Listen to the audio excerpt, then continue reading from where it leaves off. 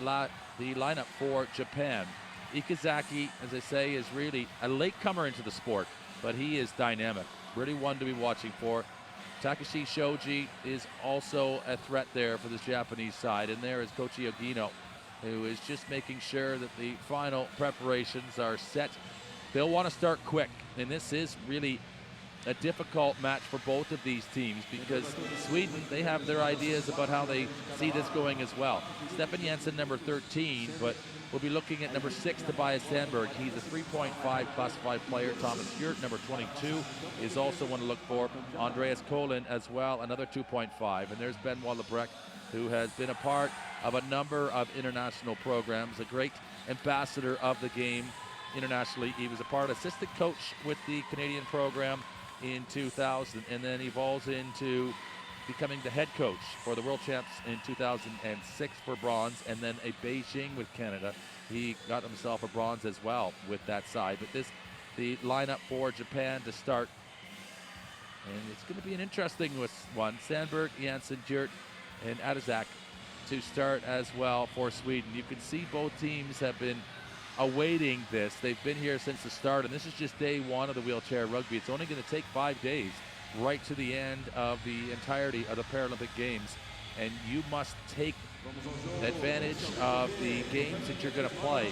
And this is one of these swing games where either of these two sides who have designs on getting into the semifinal, it'll be one of these two, you can feel, as it's going to be tight all the way through. It'll be taken, though, immediately by Sweden on this opening tip-off. And with the Americans also in this group, they'll score though first. It's going to go to Thomas HJERT. He's the 27-year-old, and quickly there is IKEZAKI the other way to score. So just to give a flavor, with the U.S. in this group as well, you'll be really hard-pressed to count them out of a semifinal position. So one of these two teams is likely to be second and the other third. And that will be the story of this tournament.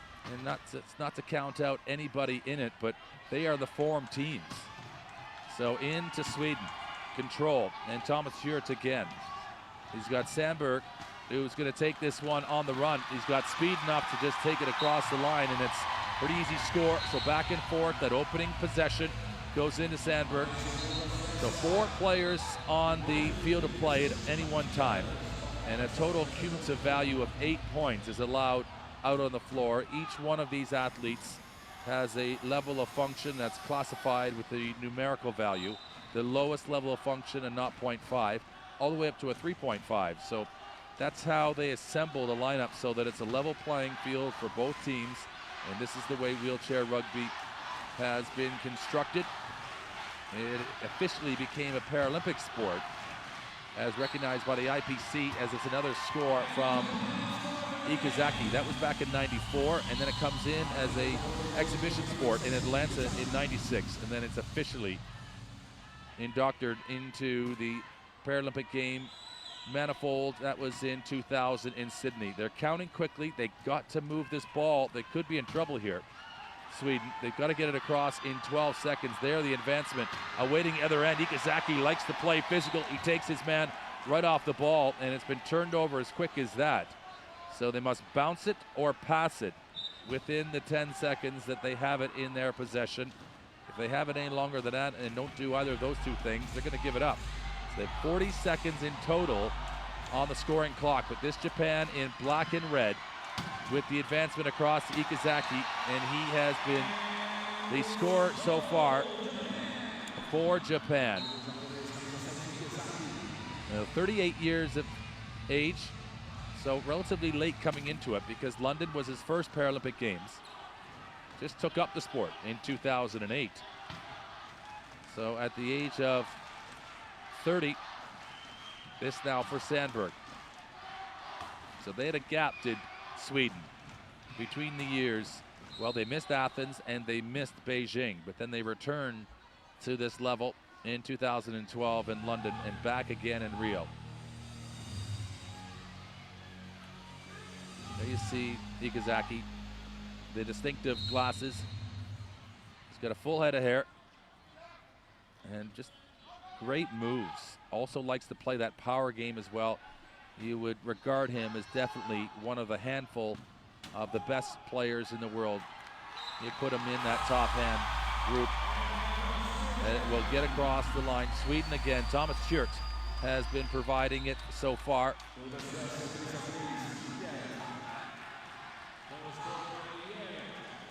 IKEZAKI will just roll his way away from the Swedish defensive clutches, and the advancement here. And it will be given to number 21. This is Yukinobu, and it's Ike who will score. Yukinobu Ike is the captain, the co-captain. He and Shoji they share that responsibility. So 36 years of age is Shoji, and both of them are that, 36 respectively. So as we say, the average age for Japan, it's not that much younger than Sweden. It's 35.3 is officially the decimal point, so just over 35. And a chance here for a timeout. This is Lebrecht who will just settle down the troops. A little less than 2 minutes. Japan 4, Sweden 3 so far.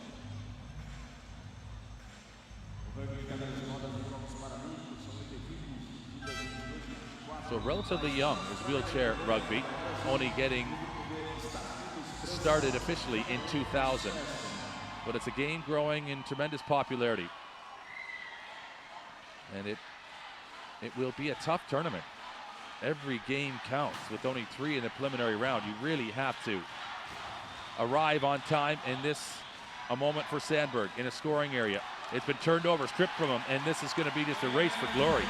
IKEZAKI, with a little bit of fun, just decides to crash into him too. He'll score. He puts it on the board, and he right now is playing another level. He's always got that little bit of a smile and a flicker in his eye. He loves to drop the needle with speed and flair. But if he could put it into the side of Sandberg, he equally will, as that's part of his game. He's going to try to push Sandberg right off the court here and off the field of play. And he's forced Sandberg to have to call a timeout. So they get a balance of full 1-minute timeouts and also the 30-second variety. And IKEZAKI sees that as a victory because Sandberg had to hold on there and is forced to call a 30-second variety timeout for Sweden just so they didn't give up the ball.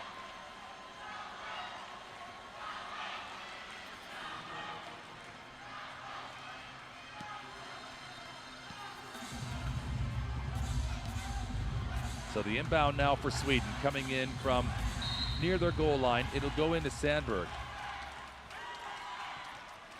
And Sandberg has the skill, but against IKEZAKI, he's just a little bit more powerful. So there's the request from the timekeeper's bench to get the attention of the officials. So they'll come over to clarify. There's 30 seconds still on this scoring clock. But it seems the possession arrow is in favor, going by way of Japan. So the two coaches have been brought in to discuss just what the point of clarity was there. Let's look at our play-by-play system. The last is the acknowledgement of the goal. So again, the officials just with their hand up, he's the bench officials.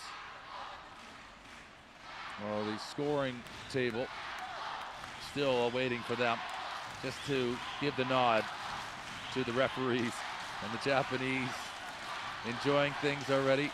They're fully anticipating a positive performance here. They're up by 2.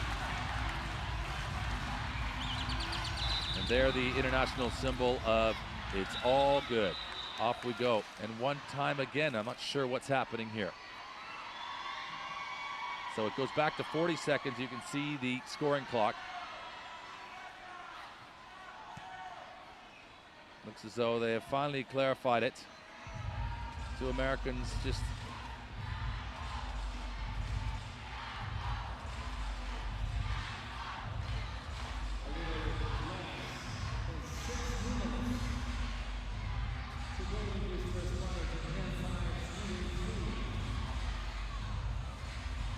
So that took a little bit of doing.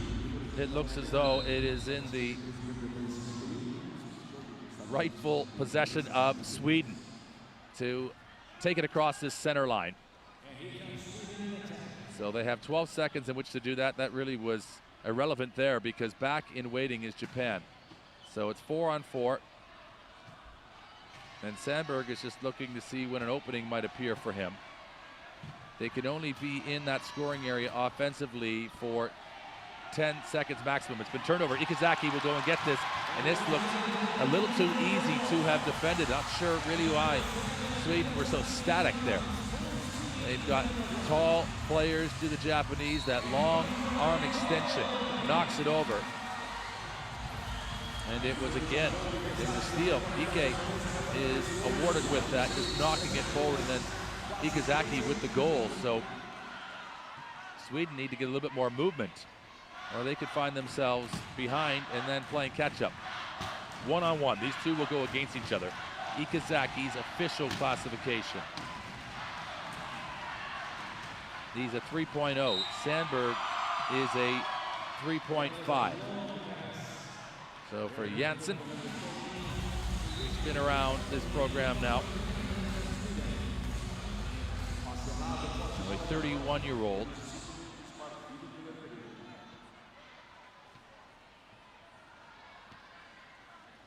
And things have just settled in to this match here. We're in the opening period of play. IKEZAKI is just looking for more scoring, but wants to do it on his terms. Sandberg reaches in, and then they will score it. It's across the line. And to have a big body like they do, Ike is the captain of Japan. So he's 36 years of age. And he knows just how important that is, just to keep controlling the scoreboard. That's what they've been able to do. They've allowed JANSSON to wait for the speed. He'll get it. He'll be a different scoring option now for Sweden. So JANSSON is there, and they were trying to apply a real press in the forecourt.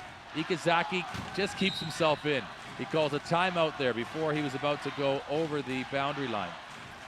And that was just a good decision, just that miscue.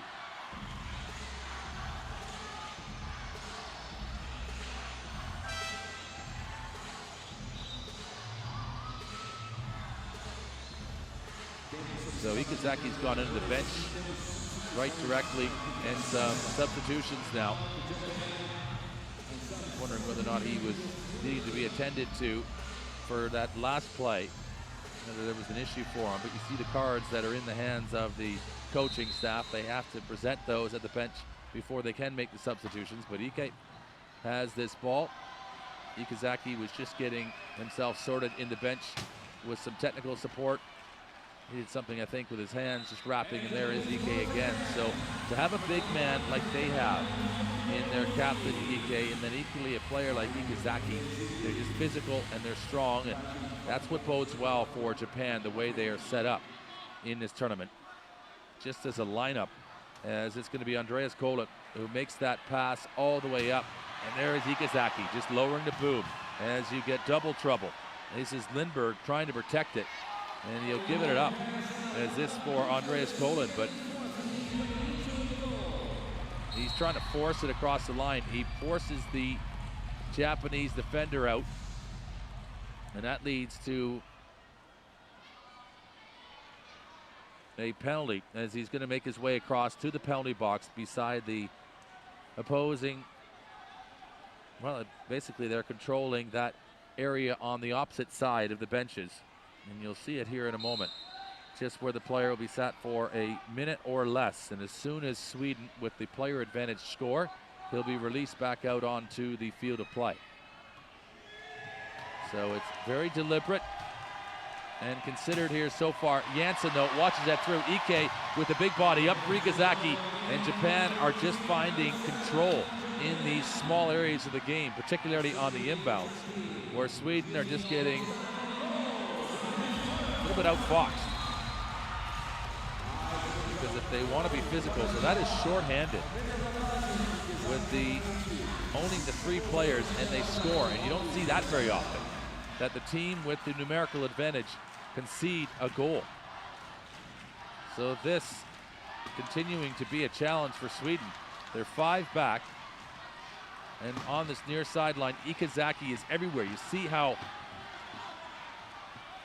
just aggressive he is, getting the hands up in the face, and the two of them right now have been dictating terms in the opening period. Thomas HJERT, though, he'll score again. That's his 3rd. And then the other 2, Sandberg with 1 and Jansson with the other goal. It's IKEZAKI with 6 and Ike, the captain, with 3. Make that 7 for IKEZAKI as he puts up double digits now on the board for Japan.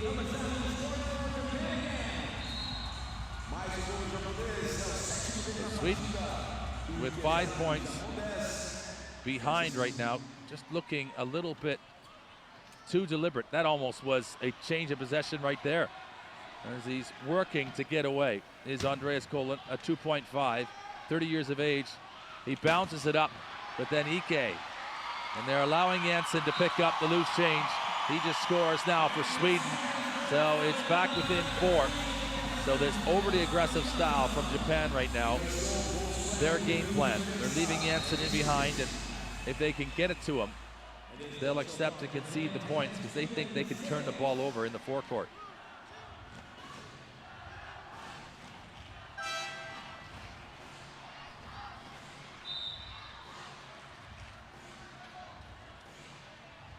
So the Japanese bench just keeping the attentions of their players, making sure they are focused. This for Ike, and up as quick as it is available. They have the one player, as you see, in the box. That is Thomas HJERT. So with the numerical advantage right now, Shimakawa just waiting when he wants to put this ball across the line. This is all just game management and making sure that you've got your players locked up where they need to be before you go across this line. So this, as you can see, this construction, these are the lower point players, all just providing their particular function on the floor. The higher point players generally do the majority of the scoring. And there Shimakawa will score his opening goal of the match.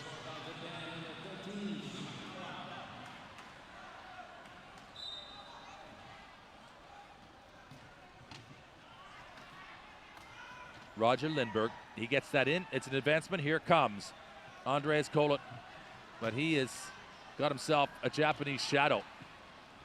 And the seconds counting down, you see the officials just with their hand there all the way up. This is well taken by Thomas HJERT. He's got some speed to burn. He's one of the younger players, 27 years of age. And if we look down through this lineup for Sweden, that's the youngest. So this is their time with an aging squad to make the most of where they currently are in the world and their form as the reigning 2015 European champs.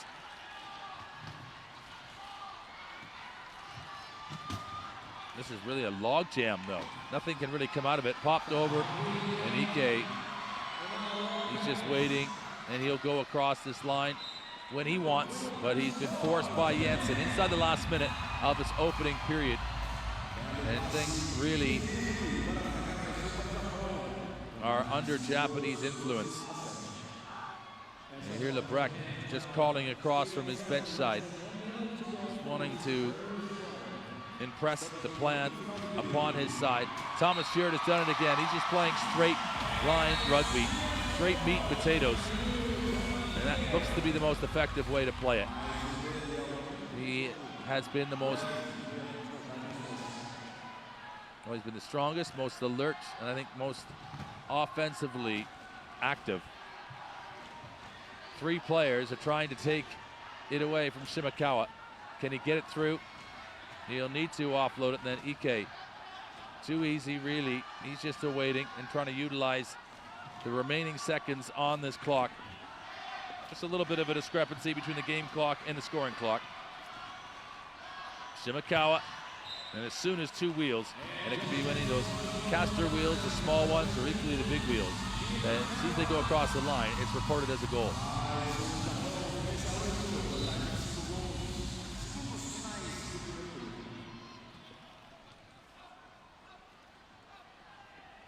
Thomas HJERT's being counted out. The referee, and there's 10 seconds. They've got to get that ball in. You saw the way the official was just measuring it there, and this with 5.9 seconds left in the quarter. That is a real pivotal turnover. Japan being invited forward. I think they're not even fully aware of it yet. They are now, as it's going to be IMAI in a sideline position. IKE is probably their best option, the height of them. The feed with some speed, here they come. Can they find a way to score again? They do, and it's a little too comfortable right now for Shimakawa as he'll take it. And that's his 3rd goal. And Sweden just lost a little bit of shape there at the end of that period. That turnover, by not being able to advance the ball, really puts them under pressure.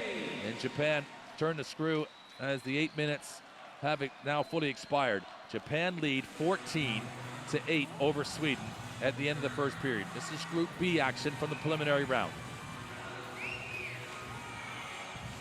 And the stats so far, the steals, a couple of them from Japan.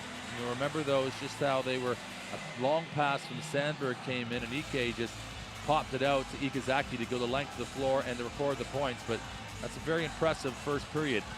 Sweden are going to need to adjust their game plan. They have, well, they've got now 6 points to recover, but equally they've got better in their locker than they showed in those opening 8.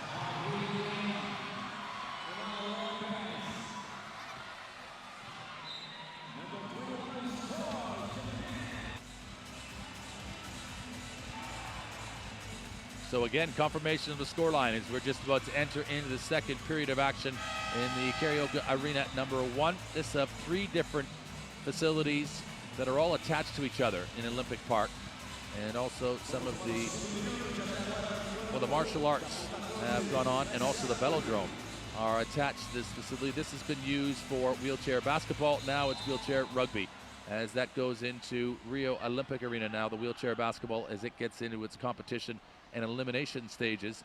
IKEZAKI now with this ball, and he with 7 goals already. He's deciding how he wants to attack this one from the outside. Again, he can spin and turn on a dime. Oh, he's been dispossessed though, and knocked out. Will it be last touched? It will be Sweden who got a touch of it. I think it was Sandberg who reached in. He saw a little bit too much flamboyance from IKEZAKI, and he thought he'd take a little bit of the lead out of his pencil. Here it comes now, 12 points on the scoring clock. The feed internally, and there he is, the man with the mohawk.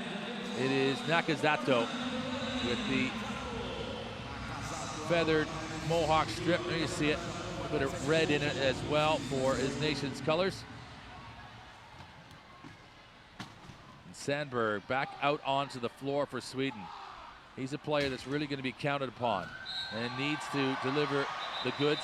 He gets hit a little bit awkwardly there, but he should be able to get himself back upright okay.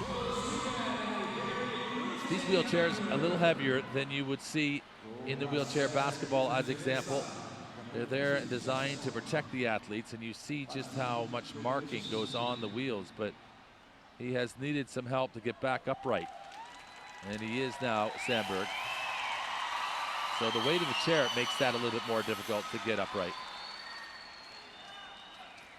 So the pad that they have to help them, and equally, well, they need to Just make sure they keep the floor dry as well, as you're seeing more of the same from IKEZAKI. That's what he went into the bench wanting, was just that reinforcement of some further taping. Looks all right there now. That suits him, and off he will go. He'll take the feed in, and this now from KANNO into IKEZAKI for Japan.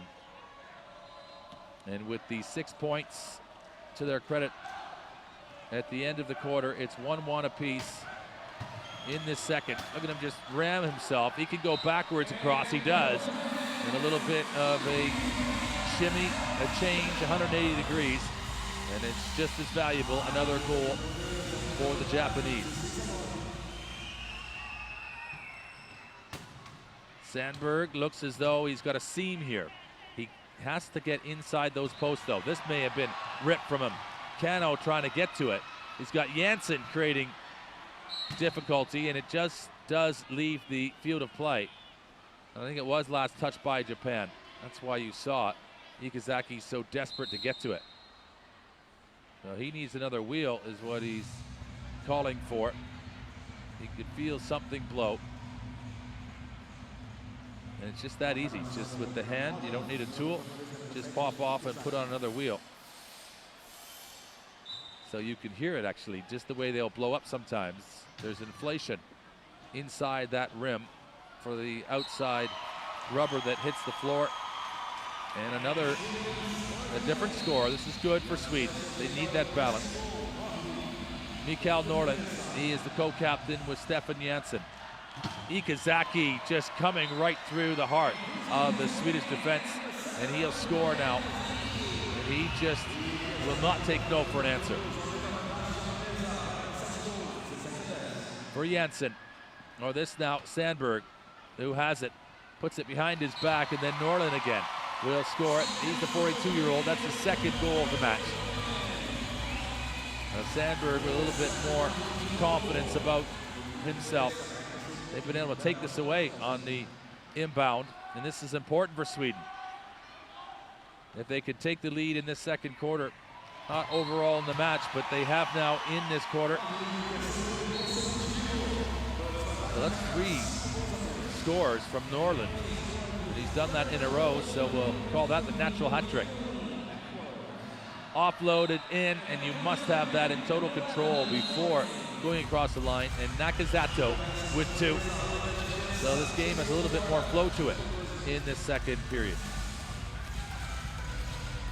NAKAZATO, he's 39 years of age.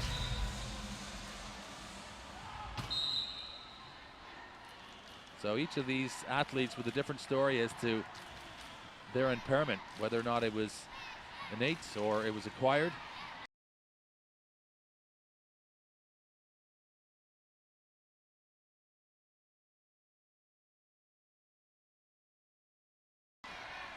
And for Sandberg, he has IKEZAKI, who's on him like a bad rash. You almost see IKEZAKI, he'll wear you out. He'll wear you out with just how busy he is. And then he's also extremely powerful as well. This for NORLIN though, again, he's taking it. And 4 goals, just taking a slice out of that lead. The advantage to Japan by 5. So they can wait, Sweden can, in their own defensive area. But it is Japan that have to only work in there for 10 seconds or else they'll be called for a violation. He's done it again, IKEZAKI. He'll just continue to threaten that scoreline. He's now to double digits of the 19 recorded for Japan. So they have 4 different scores, equally so does Sweden. Sandberg, deliberate and poised about how he wants to approach this. IKEZAKI is going to just try and dart in there, try not to contact his hand and see if he can't force him into JANSSON. This is a good score from Sweden. And it's just over the top and right into his lap. And you see JANSSON just take good receipt of that. And then again, of course, across the line with the 2 wheels. IKEZAKI has got himself into the snarl, the teeth of this Swedish defense. And are they going to call that a foul? We're just looking here officially. They will. That's going to come against NORLIN. He gets a defensive foul. So he goes off the floor. So there'll be 4 against 3. Japan will have the inbound. So for a minute or less, NORLIN will be in that penalty box area on the other side of the floor.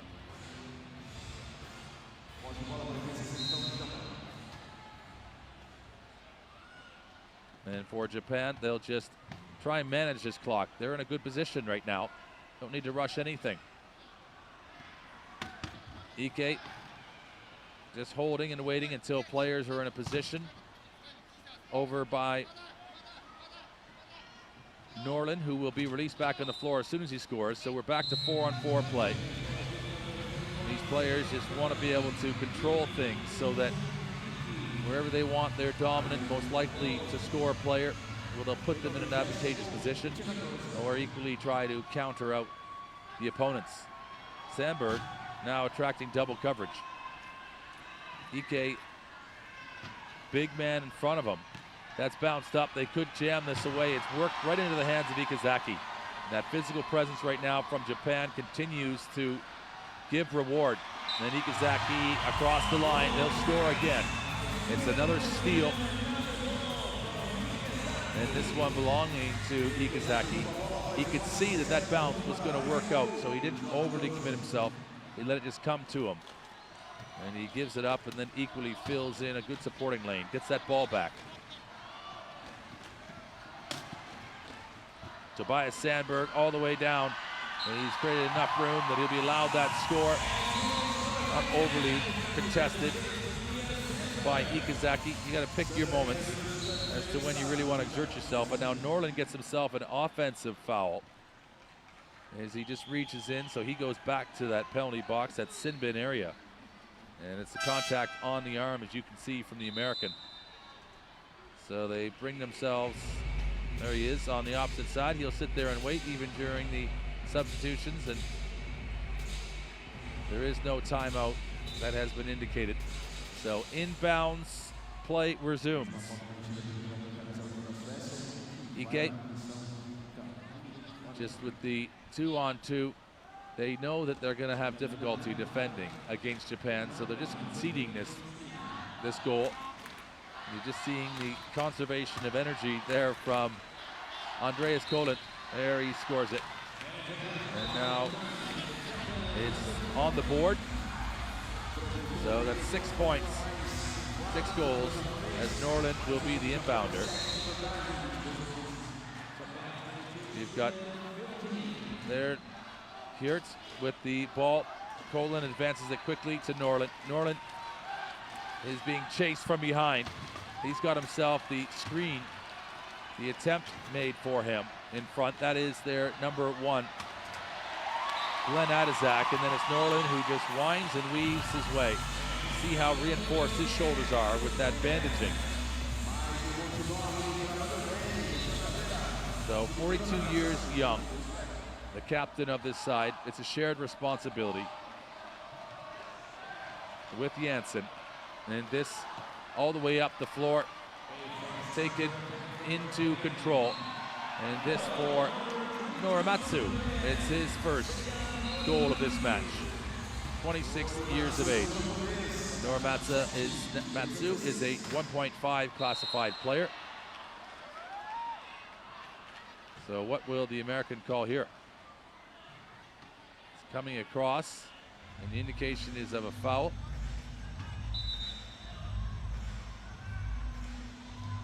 So 21 receives that foul, and that penalty. And that's Ike. Not sure whether it was from hitting from behind. And we'll just clarify what the call was.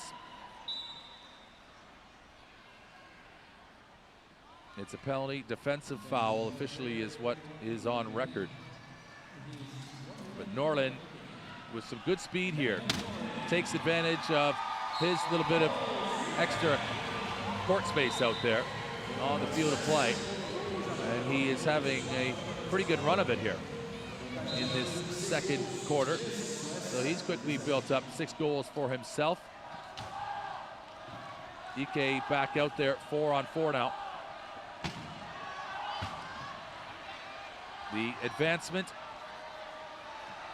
and the different personnel out now for the Japanese. Shimakawa, he had the screening support from number 22, NORIMATSU. He's got IKE out there with him as well. And then number 15, that is KISHI KotaroJapan. He's 44 years of age. He's a 0.5 classification. And Japan will take it across inside of the last 2 minutes of this opening half. And it's really been in control in the most though, Japan. They established a quick lead, and it was IKEZAKI who gets to double digits early. And now NORLIN trying to do his best to peg those early goals back. He's got his 7th now. But the half-dozen yardstick continues to be the distance. Reaching in, Andreas Kollin. He'll go for a penalty. And they'd prefer to see that. That's Lebrecht applauding that play. Says that's what we need to do. Do not allow them just easy scores. Let's disrupt things, let's slow them down, because once they get moving, particularly with the tandem of IKEZAKI and IKE out there, they're very difficult to break down and stop. So this will be deliberate again. Just awaiting how they want to score this goal. They've locked up Thomas SHIRT, number 22, and he's the player that's going to have to work harder to come back and to make this inbound in a second. NORLIN gets loose, and you'll put a little bit of pressure now on the Japanese player, and a little bit of a bump there from behind, and out comes Andreas Kollin out of that penalty area.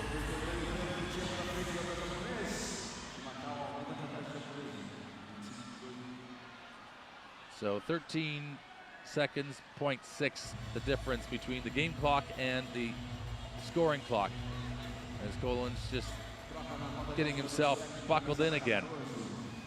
You can just see the marks on those wheels. It says everything, and of course that's not entirely to do with these preparations. It's the chairs they use all the time, so it really is a badge of honor in many ways. It's a sign of a warrior, but the equipment constantly needing to be adjusted, as they really do look like little mini tanks.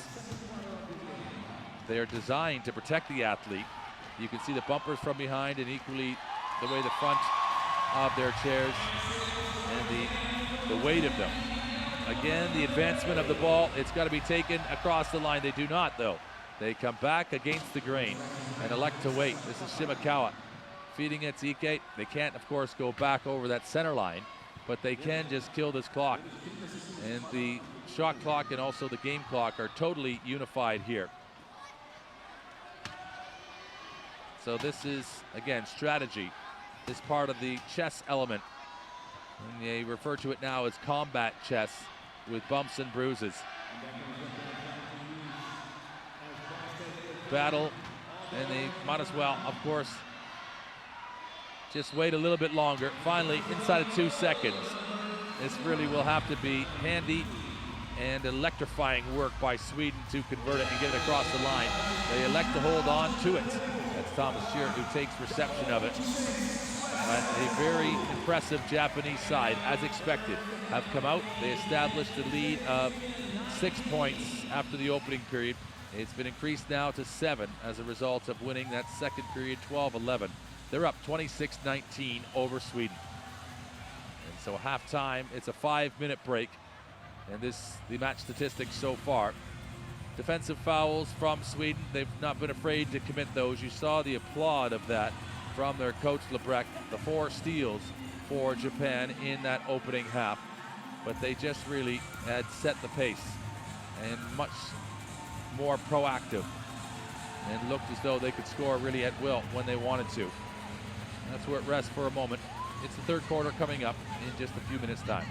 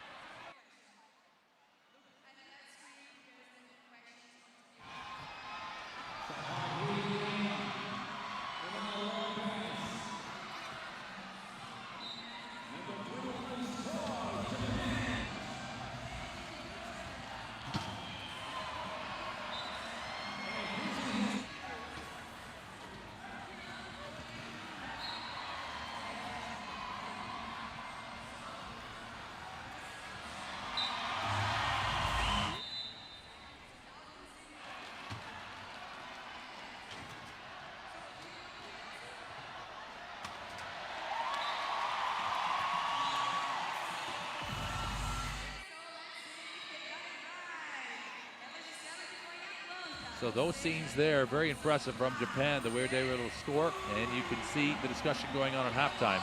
Lebrecht with his side, he needs their full concentration.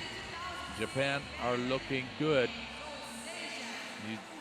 If you have a threat like the two that they have, IKE and IKEZAKI, they are just so difficult to control. As you're seeing just the final selection of the opening lineup, and there was the coach, Koichi Agino, just making sure that his coaching staff were entirely on the same page. But a very good start indeed, and over the day's work so far, you're starting to get a sense. Only 8 teams in total in this wheelchair rugby competition. And so 2 groups of 4. Those matches, 3 of them in the preliminary round, will set up who the top 2 teams are coming out of each group. They will go immediately right to the semifinals. And then the number 3 and number 4 in each group will play their opposite number in the other pool. And they will battle for 5th place and 7th place. Obviously those who go to the semifinals, depending on their success in that semifinal, will either go to the gold medal match or the bronze medal match. So this really counts. There really is no second chance opportunities, as there really are tight groups where the 2nd and 3rd, that battle for 2nd, equally the battle for 1st, it's going to be hotly contested. And Japan in this group with Sweden, also with the Americans. This is going to be a tall order. So France also in this group. They lose in their opener. But what will be in the second half to come? It's Japan 26, Sweden 19. And we're set to start the second half. The inbound will be just coming from Sweden in front of that penalty bench area.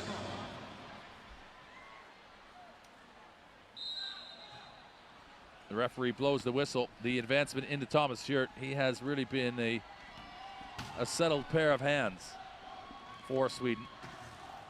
Just kept things comfortable and easy. He and SANDBERG, if they could get a run going together, that would probably be the best look for Sweden. Inside, it is Thomas HJERT and SANDBERG.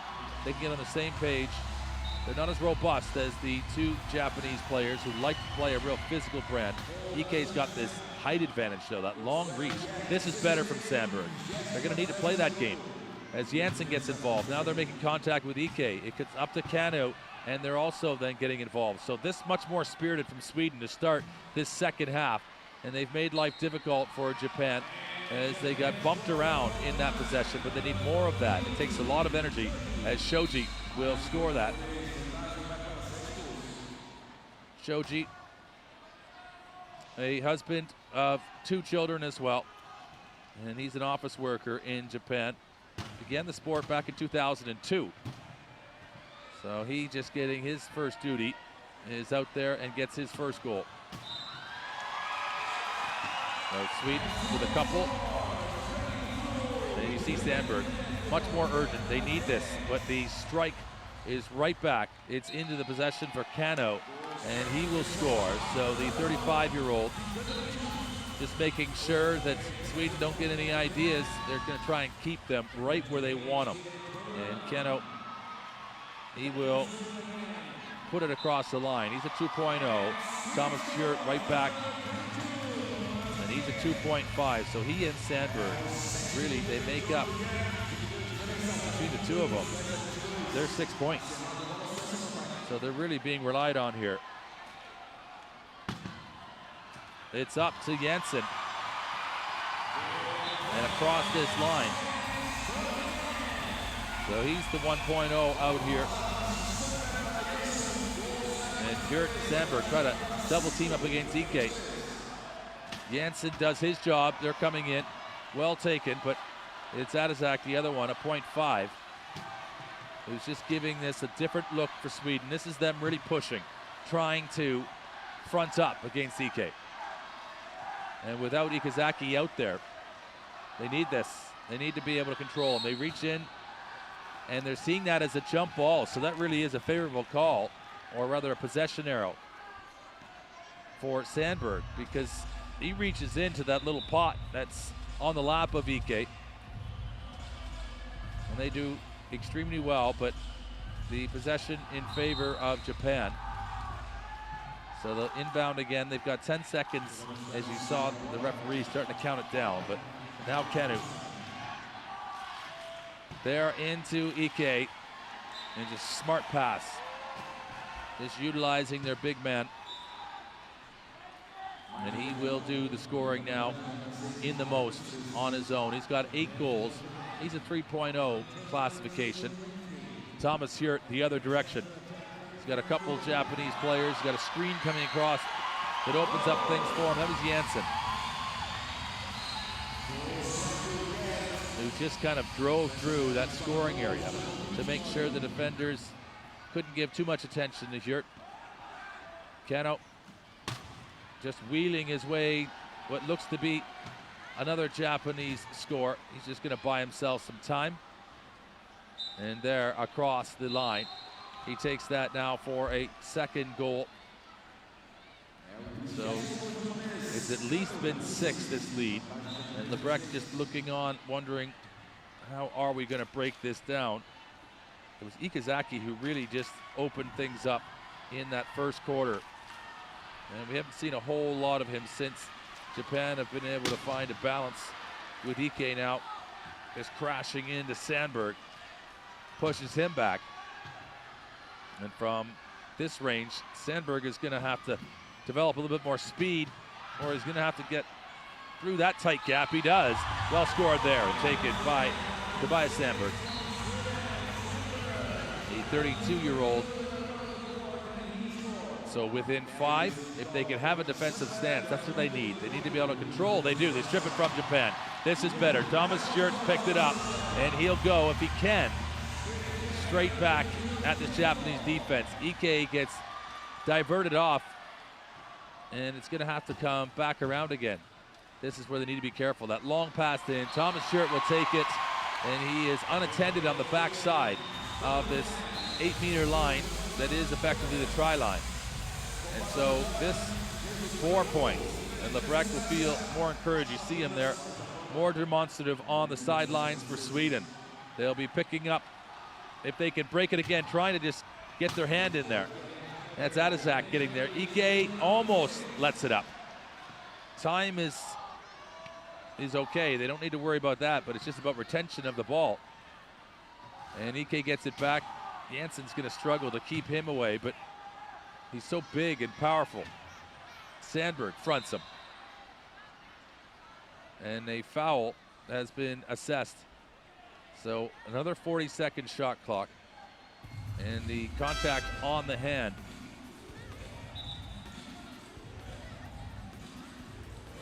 So it is going to be SANDBERG that goes across. And then substitutions now in. So a little bit of a different look.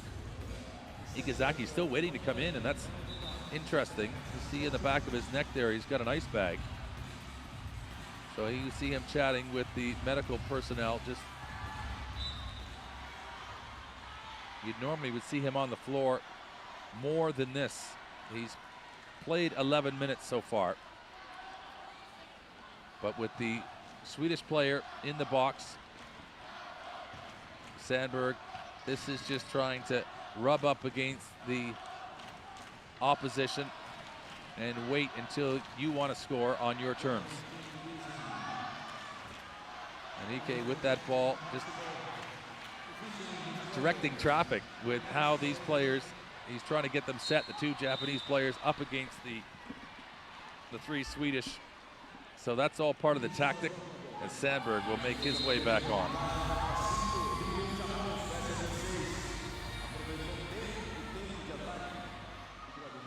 The long play shunted forward. That's a great pass. It's in the possession of JANSSON. Ike, oh, he does well to get back around this side. Now he's being just bashed from front and back. Owen ADASZAK will score. Great for him. As number 1, Glenn ADASZAK, 33 years of age, and a .5. And that is the lowest level of function, but just as quick as you have a chance to talk about ADASZAK, it is Shimakawa who strikes right back. And he's got a half dozen points now for Japan. But as we say, that's the lowest level. You see the design of his chair, completely different. It's a long bumper to it, fully extended. The length of his chair is to help him block and provide just some picking support in as much as anything. And maybe not expected those to provide too much offense. They're more defensive in nature. And this, HJERT powers forward and gets this 4-point margin back in check. LeBrecq is up and at him. He's right on the sideline, breathing down the neck of these players. This is their time to push. Sandberg reaches in. Will he get a foul, or will it be, in fact, seen by the referees? And again, it is a foul. It's on the arm. That's where he wants the 50-50, the jump ball scenario. So you see Sandberg and his personal fouls. Well, it's a couple that we've seen in the last moments.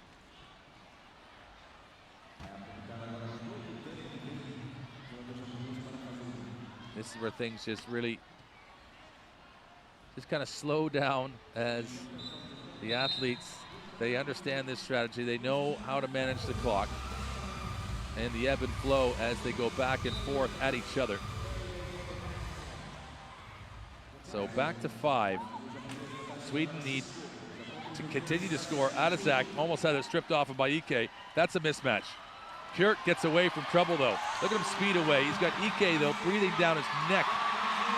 And he will use his speed very effectively indeed. Takes it all the way down across the line, but IKE is like a runaway Shinkansen.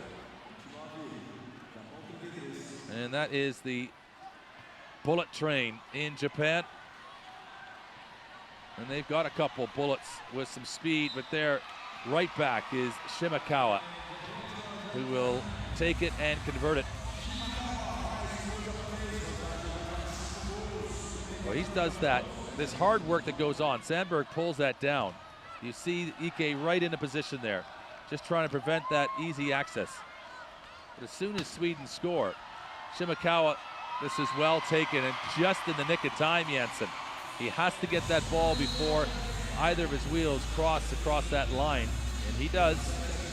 Times it perfectly.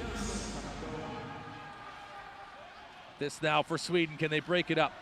It's Shimakawa who has been very effective. It's just keeping Japan in control of this match. If this could be a turnover, things will change. You don't expect it now with IKE. He's so big and powerful, but he's got a couple players on him. He gives it back up to Shimakawa. And this really is about game management. They're inside of 40 seconds. They could get into trouble here. IKE, though, he responds in time, and that really is the sign of a great team. They know that they have that height advantage, and if they keep moving, getting into the right position, they should be able to open things up for themselves. Now the pressure on HJERT. He passes it inside to Sandberg and across this line. This is where the game's at though. Can Sweden control Japan though, defensively right now?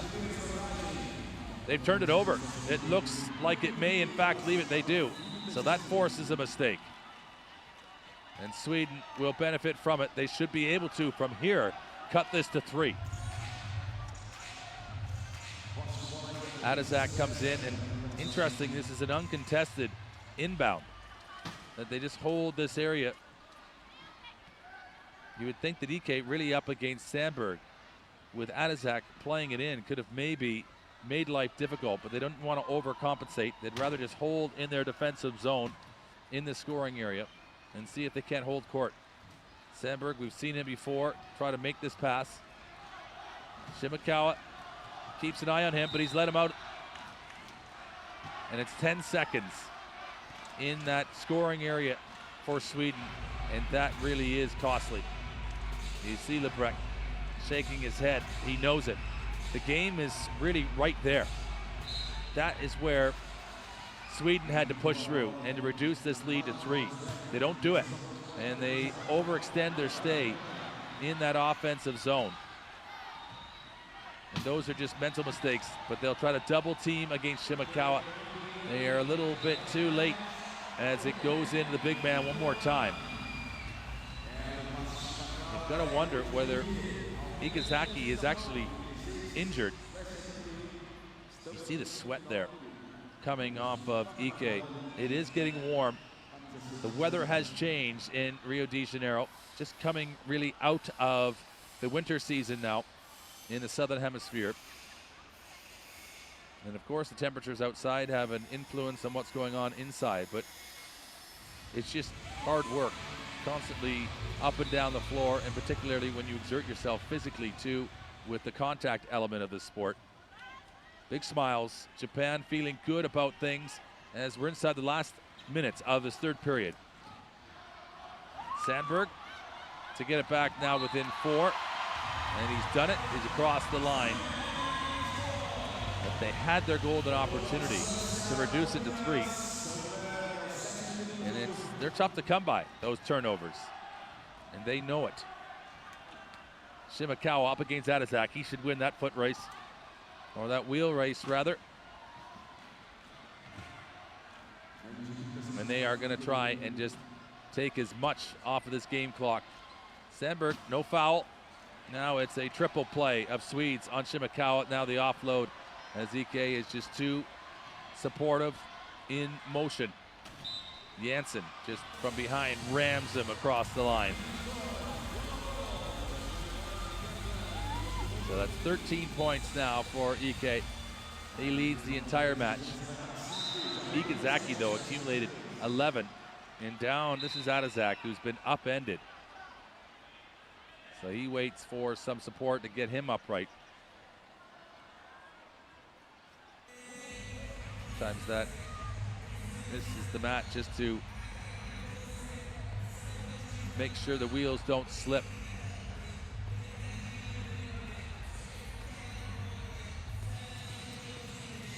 And it really is the weight of the chair that forces that need.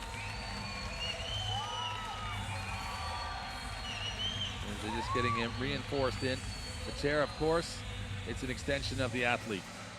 It's as much a part of them as anything. It's their wheels, it's their transportation, their speed, and it's also their agility. Shimakawa, great, powerful move to take on ADASZAK, and he just says, have a little bit of that. Whammo. Right into him, bullseye. And that's taking it back now to a 6-point lead. They're gonna have to work quickly from here. Sandberg is gonna run out of time. As you hear the horn, he had locked it down, he had moved it into 5th, but unfortunately he had run out of highway as the time had elapsed in the end of the third period. So they have reestablished that 6-point lead again. It was as much as 7 at halftime. Just a little nibble out of it from Sweden as it's 38-32 for Japan at three-quarter time. And looking for a little bit of disparity there. 6 penalties taken, so they give the benefit of an extra player 3 additional times. So they've turned it over 9-4, Sweden. So 5 more times, and that's going to have a big sway in a match like this.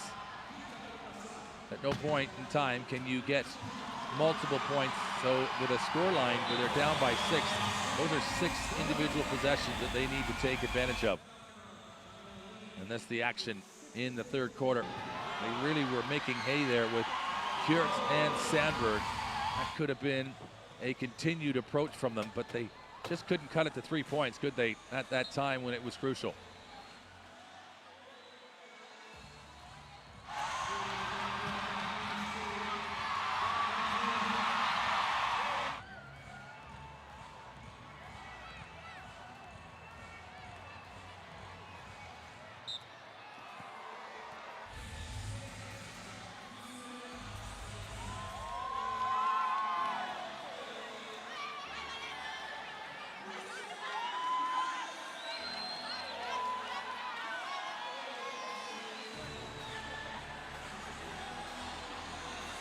There is confirmation again. Group B action, 38-32.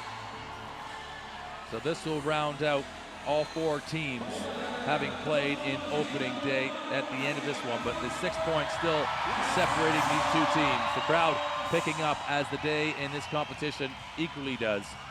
8 more minutes though, and if they had to go to extra time, they would be 3-minute periods. Sandberg is awaiting this play from ADASZAK, and now you see back out there again. IKEZAKI is awaiting to put pressure on Sandberg. Very calm. They both can turn aggressively. Now Ike has come out, so these two just interchanging, isn't it? IKEZAKI. They have been on the floor though earlier together. Stretched out. HJERT can get across though. That's the opening points of this 4th period.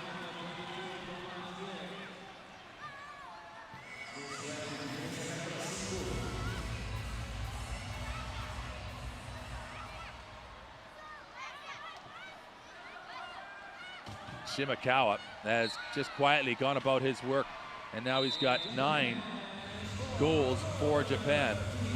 So that really, with 3 different players at that level, but the same can be said for Sweden. They've got Sandberg, NORLIN, and Thomas HJERT, who've all been able to provide significantly with the offense today. It's just about the amount of defensively, that physicality that the Japanese continue to employ. There is IKEZAKI. He reaches in. It's a foul against him though. He takes the penalty. So JANSSON gets the bump, and then he also gets the whack across his forearms. So 1 less player as IKEZAKI grabs a little bit of water in that sin bin area. And you see just those little marked off areas beside the penalty bench.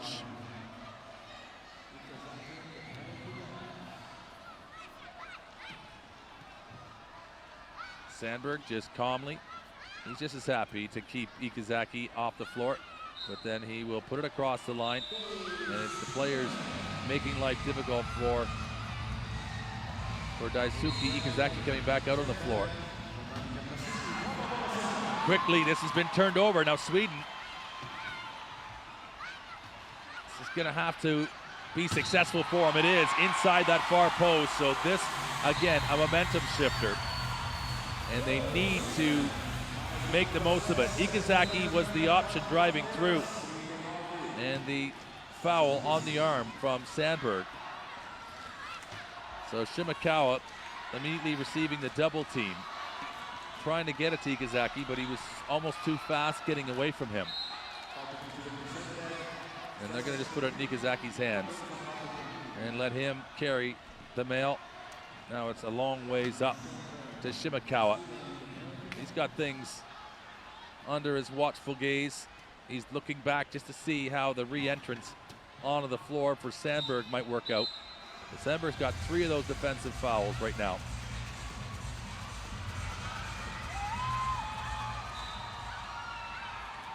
Big hit from IKEZAKI. He almost gets 2 for the price of 1. Almost takes Sandberg and rocks him right off of his chair. But they find a way, Sweden. Advancing it up to Thomas HJERT.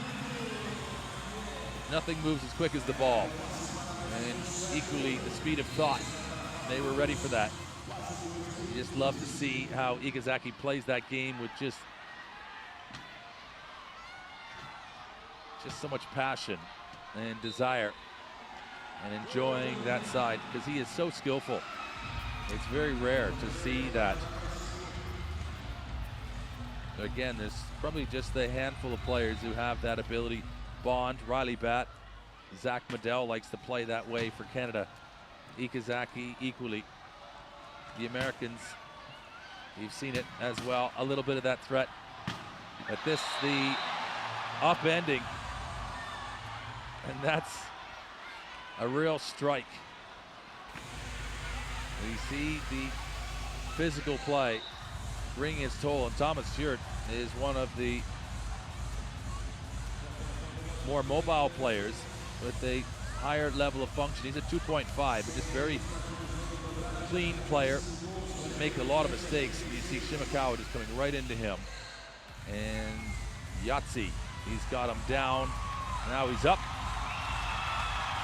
So he's turned that one over though on that play. And that's what the jolt of contact will do to you. Just leaves you obviously surprised, and the force just can sometimes just prompt the ball loose.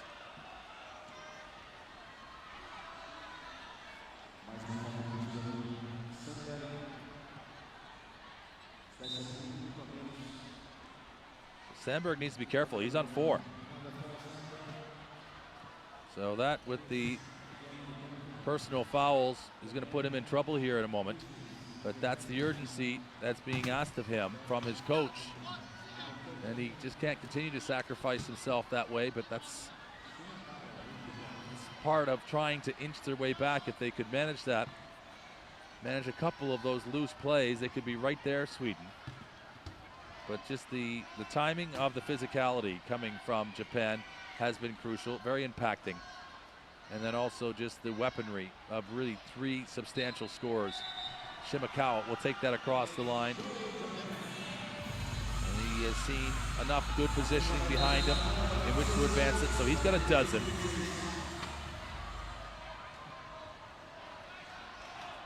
And so the moving towards the bench area of the officials there, talking about how they want to change personnel. So there's the coach right over there doing that right now in the course of play. It's got to be officially registered. This for Sandberg.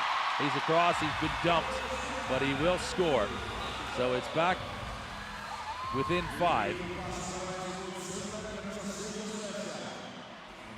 And it's IKEZAKI who tries to keep him from falling over. He wants to just make sure the score. I think he tries. He may have helped him. Only IKEZAKI will know. But it's tough. You don't want to get your fingers caught in between the rim. There's a little bit of a slot on these wheels where you get your fingers in. So they need to be mindful of that. But this advancing play, and you're seeing out, this is now number 11, NAKAZATO out there. He scores his 3rd goal of the match. He's got the fancy feathers. And there now, it's getting tough for Sweden to try to cut into this 6-point deficit.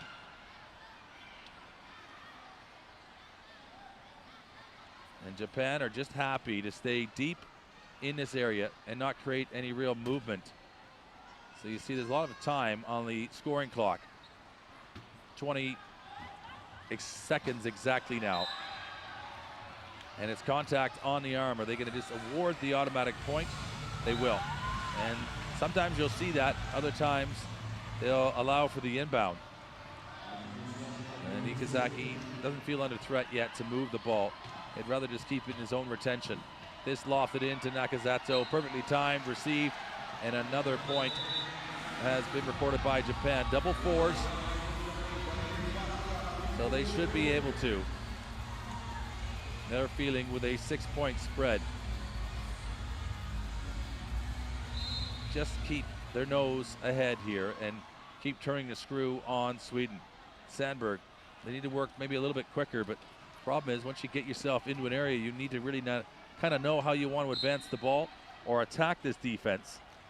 And if your first thrust doesn't work out for you, backing out of it again is not as easy.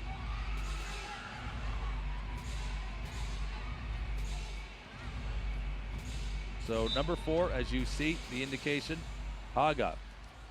Masayuki Haga has come across. He's the 31-year-old for this Japanese side. And he's a 2.0 classification. So Sweden, again, from the close range, it's Thomas HJERT. He's gone to 14 goals. NAKAZATO, he's going to lose it. And that's a good play from Sandberg just to clamp down. As it got, just as he's about to receive it on that bounce pass, that's the time to hit your man. Just about the full focus on receiving that ball. And that's when you need to apply the heat. Reaching in, that's KANNO trying to get it off of Sandberg. He's going to be hard pressed from there. NAKAZATO doesn't want to let Sandberg have an easy go of it. Thomas HJERT is going to get there. His feet, or rather his wheels, do not go across, and even the caster wheels, he's got to control them perfectly. before he receives that ball.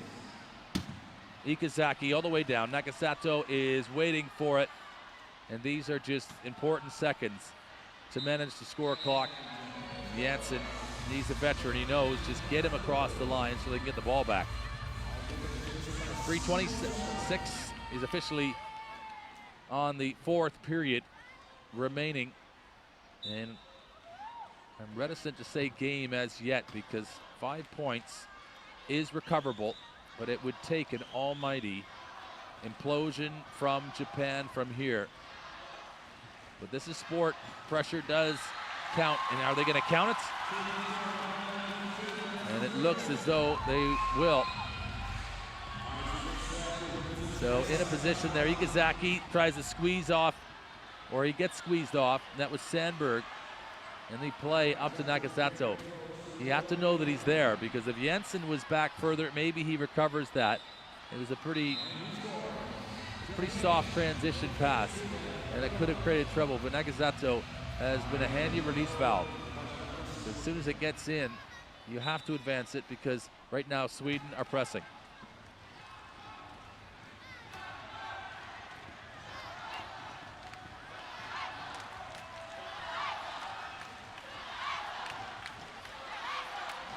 A loop back. I think SANDBERG's going to come back. He's going to do the full 8. A smaller loop at the top, a bigger loop at the bottom. He'll take it in there, JANSSON now. That will take it within 4. This, they have to turn the ball over from here, Sweden. They're going to try and double team NAKAZATO. And IKEZAKI, they'll try to get to him too. That's easier said than done. They're going to try and take away IKEZAKI's options. They're just unable to do it. NAKAZATO was already home and dry, and he will just ride his way, protecting that ball across the line. So he's been boxed in there for a moment. So IKEZAKI has come out, and this, a little bit of strategy for Japan. Have they executed a timeout here?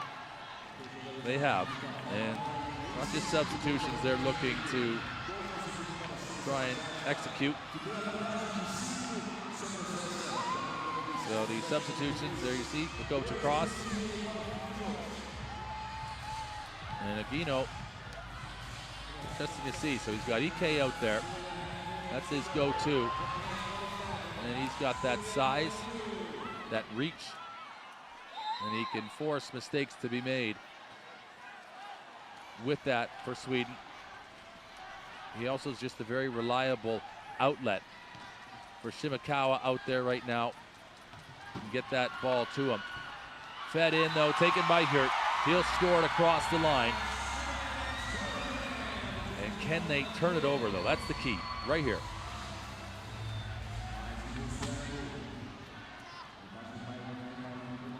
JANSSON trying to get his hand in the cookie jar. SANDBERG, another swipe at it. This could get away from them. It does. That's effectively a turnover. So this could go down to 3. Things starting to heat up here now with just over 2 minutes. Oh, you just see beyond the outstretched fingers, and he knew his moment. And that pass, really, in fairness to him, it was just a little too far ahead. So he was going to struggle to catch up to that.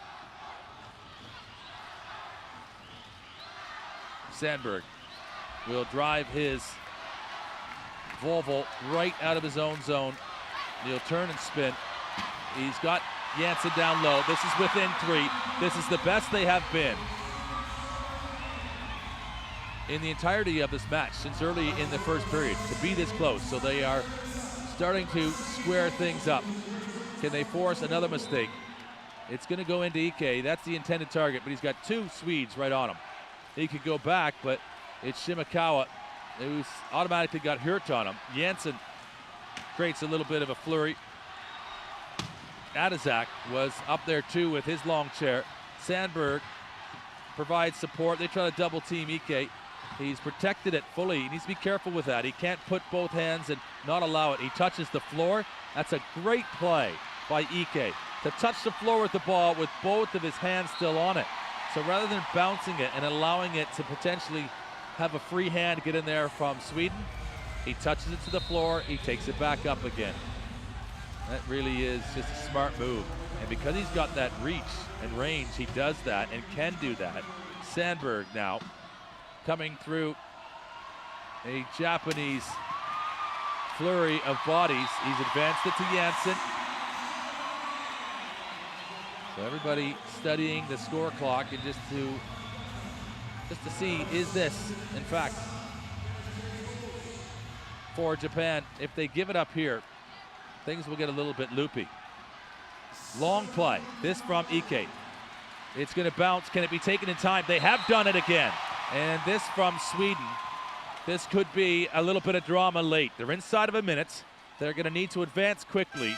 Can they do this back-to-back again? I think IKEZAKI is probably a player that they could use with on the floor right now. But you see how smart that was from Janssen. Just controlling the angle and not allowing that to be completed. Janssen really an effective player in this sport. At a 1.0, he's invaluable.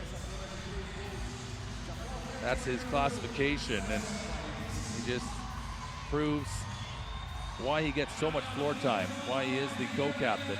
He's had over 28 minutes in this matchup. It's tough to go full throttle for the full 40 in this one.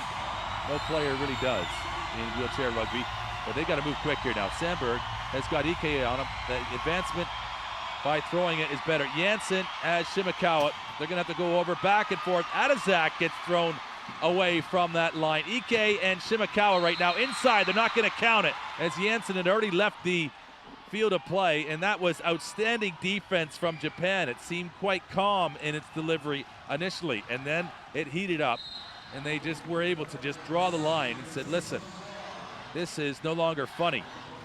As Ike will get it, he should be able to power his way away. He does that. He takes himself forward. He wants to kill the clock. The good hands, though, going in from HJERT, just unhooks it and unlocks that, what looked to be definite possession. So this may have been the play, though. That last one, they needed to have scored Sweden. It still was going to be a tall order. Sandberg is going to try to take it the distance. The inside move to HJERT. He might just bump his way through across for another score. He does, but they're inside of 10 seconds now, and it's still 3 goals to recover. So 18 goals in total for HJERT. This inbound, though, is crucial. It'll just take the sting out of the tail right now of Sweden. It's the big man, and he is going to find a seam. He advances it up. There's the Shimakawa. Maybe one more score across, and the whistle had been blown. It stopped at 1.3. It seemed as though the last advancement of 3 meters, the clock had been stopped. So we just look for clarity on this here from the officials. And over now to the sideline is where it will come from. So the goal that we see from HJERT on the record on the stat line here, this just waiting for clarity from the officials. In fairness, Ogino looks pretty calm about things. So it's worked out fine for Japan. They take it. It's a long feed in. Shimakawa will just moonwalk it across. I think they'll give him an even 50 just before the whistle. They do. And Japan come out early and really assert themselves in that opening period of play. They get a 6-point lead, and then things tighten up to the second and third. It was tight again in the fourth, but they find a way to keep their nose in front across the finish line, and they will take a full-time result. They'll get to a half century. Japan 50, Sweden 46, and this is a pivotal match. It's the first one for both of these sides in Group B, but these are 2 teams that'll really be vying for what you might expect, one of those top 2 positions, and maybe you favor the Americans as the top seed coming into this tournament to finish first, but the work for Japan gets executed over the entirety of the 32 minutes played. Sweden pushed them.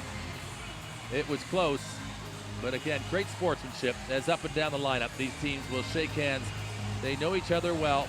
They see each other at the top echelons of this sport internationally throughout their sporting calendars.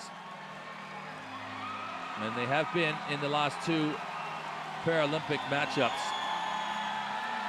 And looking back for Japan, a desperate defeat in that bronze medal match to the Americans in 2012. Sweden finished sixth. They were beaten by Great Britain at home in those London Paralympic Games. The crowd is building, and the appreciation of the athletes for the support in Rio, that also continues. That is, well, that's what comes with the relationship that we've seen in Rio, as Lebrecht just continues to talk instructions and how to learn from this defeat today. The Canadian coach now of Sweden.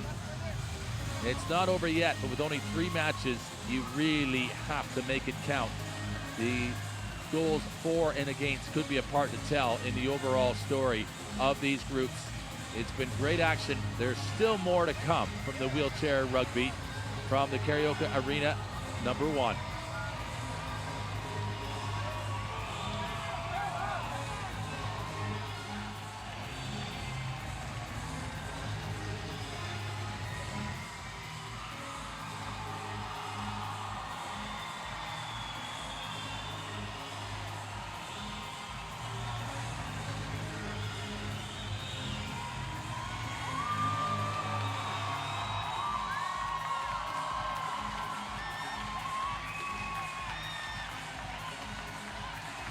Just great scenes. This facility, 14,500 is what it can hold. And we're pretty much at maximum here now. And this just the first day's work of 5 to come in total in the wheelchair rugby. The Paralympic party in Rio, it'll rain on right to the end of the entire competition. And this one, even though it's just getting started, it's already feeling a fervor in here.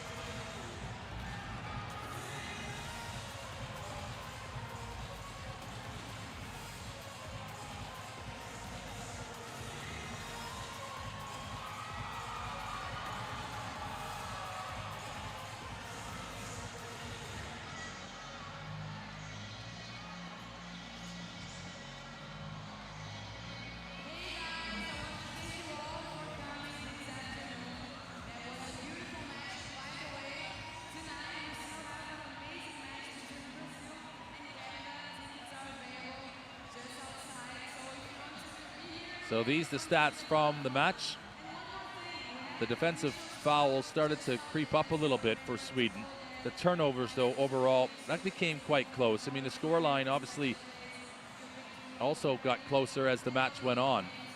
It's just a couple of those crucial plays at the right times that Japan was able to make, but even still, Sweden were right there with them.